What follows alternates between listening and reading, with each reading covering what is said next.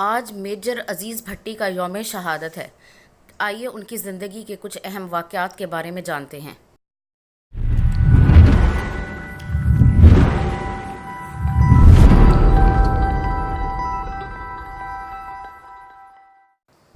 Major عزیز بھٹی کا تعلق گجرات سے تھا۔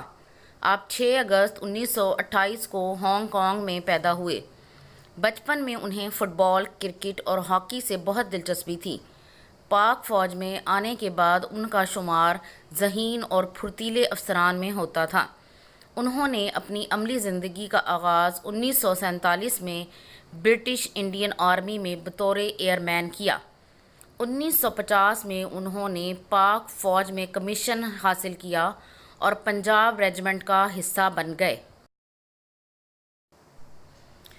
پاکستان ملٹری اکیڈمی میں تربیت کی تکمیل پر انہوں نے ایک غیر معمولی کارنامہ انجام دیا اور وہ تھا بیک وقت شمشیر اور نارمن گولڈ میڈل حاصل کرنا۔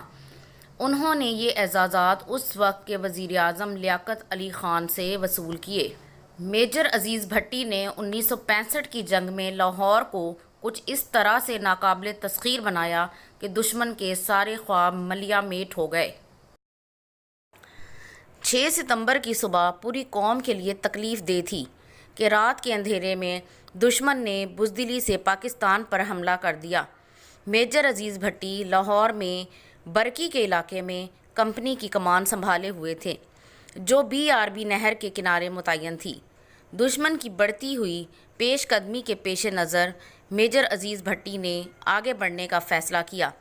نہر کے ایک کنارے پر میجر عزیز بھٹی اور ان کے ساتھیوں نے بہادری کے ساتھ لڑائی جاری رکھی اور اپنی پوزیشنز پر ڈٹے رہے۔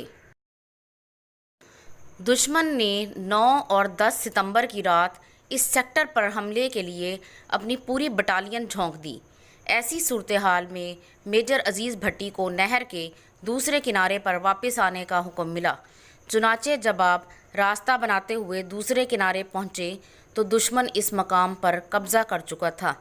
اس صورتحال میں میجر عزیز بھٹی نے نہایت عقل مندی سے اپنے جوانوں کی قیادت کی اور دشمن پر حملہ کر کے اسے علاقے سے باہر نکال دیا اور اس وقت تک دشمن کے سامنے ڈٹے رہے جب تک تمام گاڑیاں اور جوان نہر کے پار نہ پہنچ گئے۔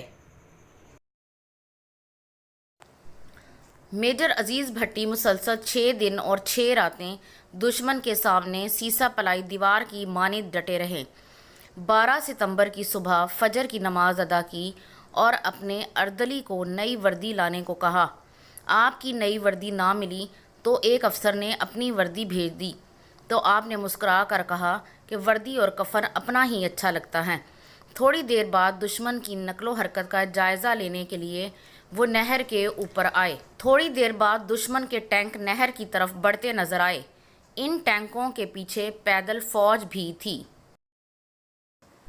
میجر عزیز بھٹی نے فائرنگ کا حکم دیا اور مسلسل دوربین سے دشمن کی نقل و حرکت کا جائزہ لیتے رہے۔ اچانک ٹینک سے فائر کیا ہوا ایک گولہ انہیں آ لگا اور منہ کے بل زمین پر آ گرے۔